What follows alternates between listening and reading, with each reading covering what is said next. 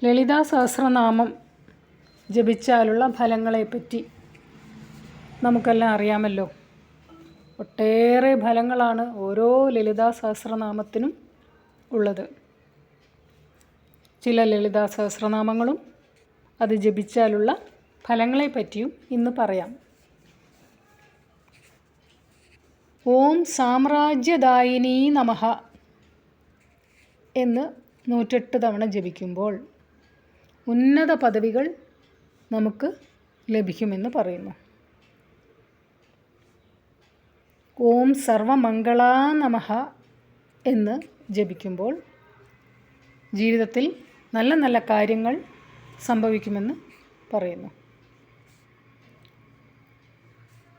രോഗങ്ങൾ ശമിക്കാൻ വേണ്ടിയാണെങ്കിൽ പലതരത്തിലുള്ള രോഗങ്ങൾ കൊണ്ട് ബുദ്ധിമുട്ടുന്നവരുണ്ടല്ലോ. അത്തരക്കാർക്ക് പറ്റിയൊരു സഹസ്രനാമങ്ങളിലൊന്നാണ് ഓം സർവവ്യാധി പ്രശമനീ നിരാമയ രോഗപർവ്വത ദംബോളി നമഃ. ഇതെല്ലാമേ 108 തവണയാണ് ജപിക്കേണ്ടത്. ഓരോരുത്തരുടെ ആഗ്രഹത്തിനനുസരിച്ച് ഇതിലേത് വേണമെങ്കിലും ജപിക്കാം. കല്യാണപ്രായമായ പെൺകുട്ടികൾ വീട്ടിലുള്ളവർ കല്യാണം നടക്കാതെ മനപ്രയാസവുമായി നടക്കുന്നുണ്ടാവും. അത്തരക്കാർക്ക് ജപിക്കാൻ പറ്റിയ ലളിതാ സഹസ്രനാമമാണ് ഓം കാമേശബദ്ധ മാംഗല്യ സൂത്രശോഭിത കന്ദര സുമംഗലീ നമഃ. നമുക്ക് എന്തെങ്കിലും പ്രത്യേക ആഗ്രഹങ്ങൾ നടക്കാനുണ്ട്, അത് നടന്നു കിട്ടുന്നില്ല, കുറേ കാലമായി ആഗ്രഹിച്ചിട്ടത് നടന്നു കിട്ടുന്നില്ല. അത്തരം ആഗ്രഹങ്ങൾ നടന്നു കിട്ടാൻ വേണ്ടി ജപിക്കാവുന്ന നാമമാണ് ഓം വാഞ്ചിതാർത്ഥപ്രദായിനി കാമദായിനി നമഃ. ഇനി കോടതിയിലൊക്കെ വല്ല കേസുമൊക്കെ ഉള്ളവരാണെങ്കിൽ ആ കേസിൽ ജയിക്കാൻ വേണ്ടി,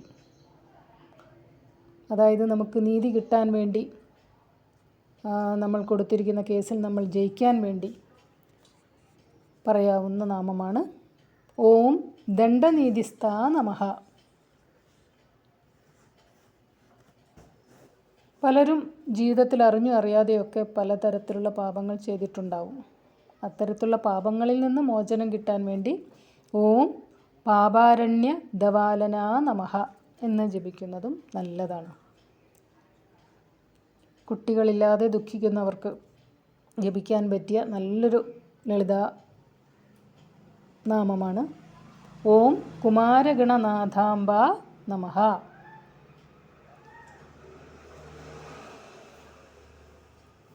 നല്ല അറിവ് ലഭിക്കണം, എനിക്ക് ഈ ജീവിതത്തിൽ ഞാൻ നല്ല അറിവുള്ളവനായി തീരണം, അല്ലെങ്കിൽ അറിവുള്ളവളായി തീരണം എന്ന ആഗ്രഹമുള്ളവരാണെങ്കിൽ ഓം ശിവജ്ഞാനപ്രദായിനി